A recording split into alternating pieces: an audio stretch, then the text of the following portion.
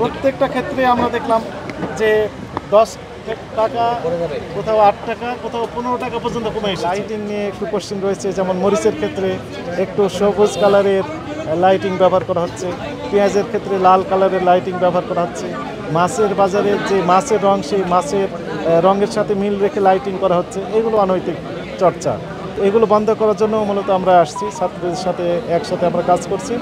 একই সাথে মাছ বাজারের এবং মাংসের বাজারের আরেকটি অনিয়মের কথা আমরা জানতে পেরেছি।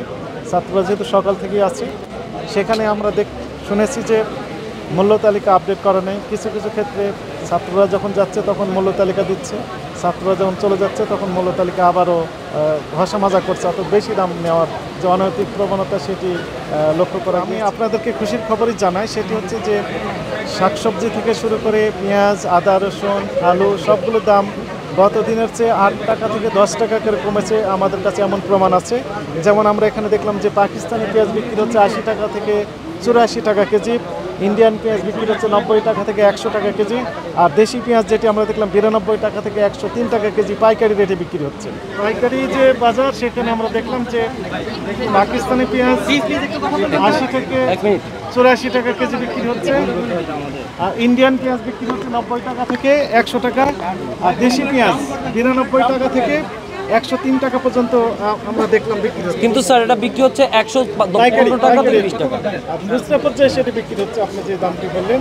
আলুর ক্ষেত্রে পাইকারি বাজার যেটা আমরা দেখলাম যে 45 টাকা, 46 টাকা এবং 48 টাকা, 3 রেট, অর্থাৎ প্রত্যেকটা ক্ষেত্রে আমরা দেখলাম যে 10 টাকা, কোথাও 8 টাকা, কোথাও 15 টাকা পর্যন্ত কমে এসেছে।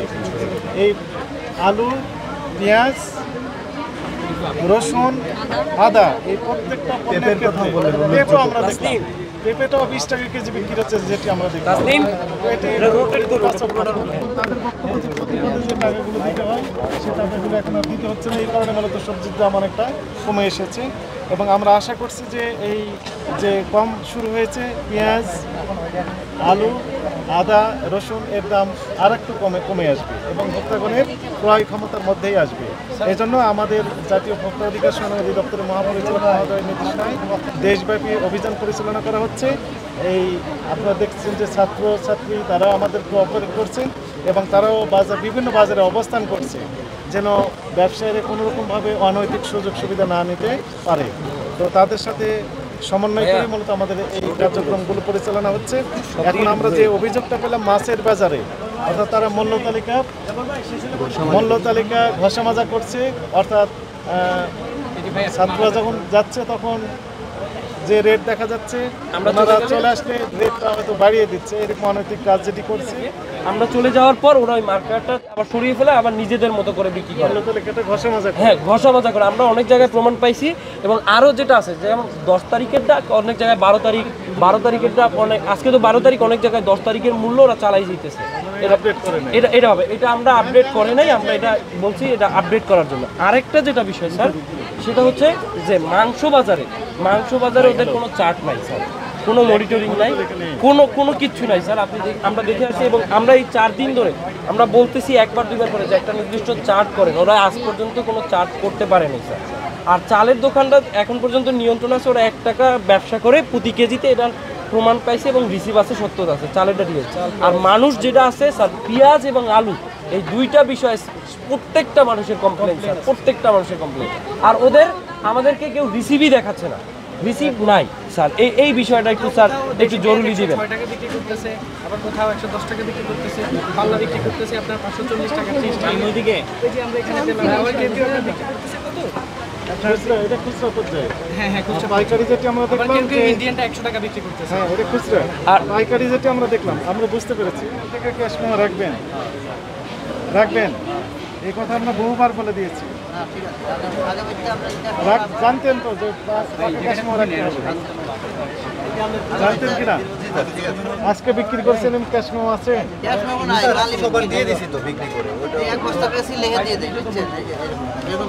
এইভাবে দিলে হবে না, কার্বন কপি রাখতে হবে আপনার কাছে। দেখি আপনার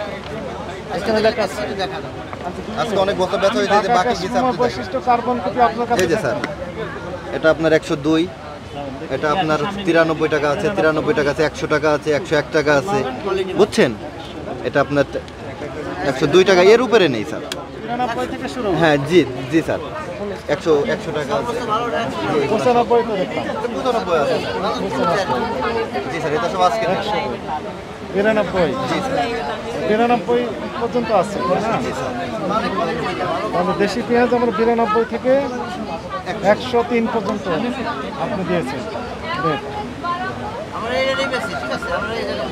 ঠিক আছে, পাকা কাস্টমার সংরক্ষণ করবেন। নেক্সট টাইম আর এবং আমাদের আরেকটা নির্দেশনা, সেটি হচ্ছে এই কার্বন আপনি যে ক্যাশ মেমো দিচ্ছেন কাস্টমার গ্রাহক এইরকম চিনে ফেললে হবে না। মূল কপি দিয়ে দিবেন কাস্টমারকে, কিন্তু আপনার কাছে কার্বন কপি রাখতে হবে।